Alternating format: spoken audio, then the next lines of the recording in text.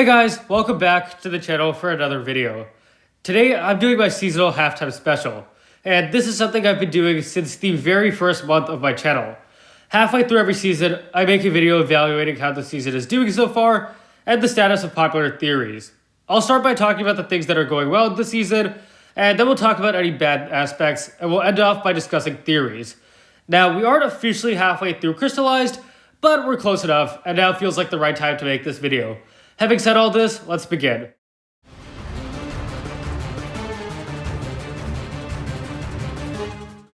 The best thing about Season 15 so far has been the returning villains.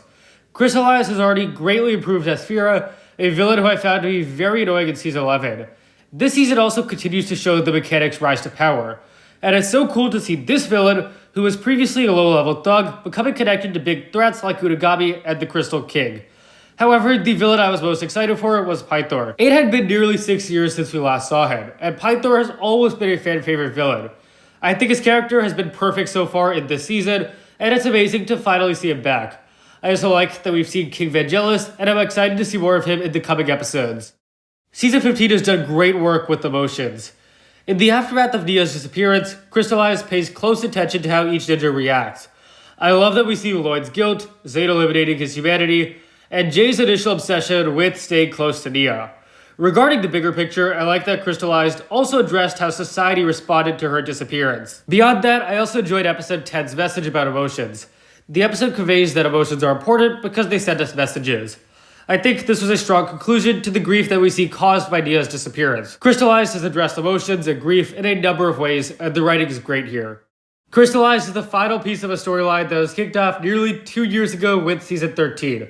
The Skull Sorcerer's simple line about his high-paid customer sparked years of speculation as to who this buyer could be, and we're finally seeing the climax of the story. It's been incredible so far. I would argue that the Vengeance arc is Ninjago's most interesting and best plot yet. What I love about it is the long-term storytelling. I think it's so cool to see that all of Wildbrain Ninjago has, in a way, been leading up to this. It's a kind of connection and cohesion between seasons that we have never seen until now. And it was something that people disliked, the lack of connections between seasons. Crystalized has effectively put an end to that complaint. Season 15 has been great so far, but there are some aspects which I think aren't the best. Let's take a look.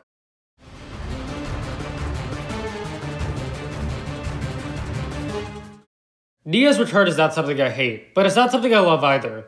I feel very mixed about it. I think her return is very disconnected from the rest of the season. It almost feels like its own separate arc, which the writers rush to get out of the way as quickly as possible to move on to new stuff. After she becomes human again, Nia feels like an afterthought. She does very little after episode 6, and easily becomes Samurai X again. My other issue is I think it was too easy. Seabound makes it clear that this is an irreversible decision, and that makes Nia's decision feel very impactful. But 2 episodes later, Nia gets her memories back. 4 episodes after that, she's totally back. Crystalized is a very long season, and I just don't see a good reason for her to return this early. I'm also very concerned about Harumi's return. Harumi is just one of those characters who really shouldn't have ever returned, because she had a great conclusion. She dies in a very human way, which is so fitting for a character who had very human origins.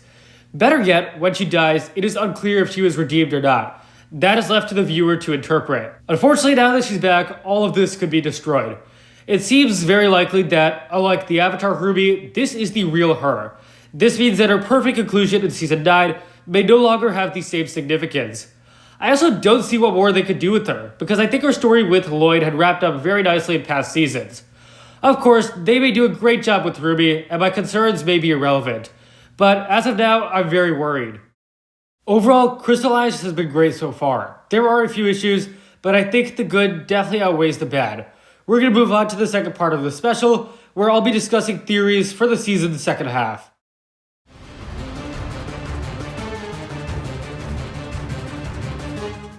Could the Crystal King's temple actually be the Oni temple? There's a fair amount of evidence to suggest this. First of all, on Zane's map, we see Lloyd move to the center of Ninjago. As we know, the Oni temple is located in Primeval's Eye, which is at the center of the island. Secondly, we see the outside of the Crystal King's temple in the official trailer. We can see that the opening of the temple is shaped like a mouth and has teeth. This is almost identical to what we see of the Oni temple in Season 8. Also in the trailer, we can see that the Crystal King's temple is located in a jungle. I think the evidence definitely points towards these temples being the same. It also connects well with Harumi's return, because this was the location where she revealed herself to be the Quiet One. Garmadon wasn't important at all to the season's first half, but he still is expected to return in this season. Garmadon appears in an Oni form in the sets, and so far, every character from the sets has appeared or will appear in the season. I believe that when he does return, he will not be a villain, but rather an ally or anti-hero. We will see him work again with the ninja like he did in Season 10. Furthermore, I think we'll see more of his Oni form, and hopefully a new design for it, because let's be honest, the old Oni Garmadon was very laughable. This also would align with what we saw in the Garmadon comic. In the first 2 issues, we've seen him continue to deal with this inner conflict and use his Oni form. I do wonder if, when the comic series is released entirely, it will serve as a bridge between March of the Oni and Crystalized for Garmadon's character. Almost a year ago, we got a script leak that revealed 2 episode names for Season 15. One of these episode names was Episode 24, Return of the Ice Emperor. This is a very interesting title, because it could mean so many things. We know that the Ice Emperor was an evil version of Zane, so perhaps he could briefly turn evil this season. It's a possibility, but I don't think that's likely. Instead, I think we'll see Zane go back to the Neverrealm. The episode's title could refer to Zane returning to the Neverrealm, not him becoming the Ice Emperor again.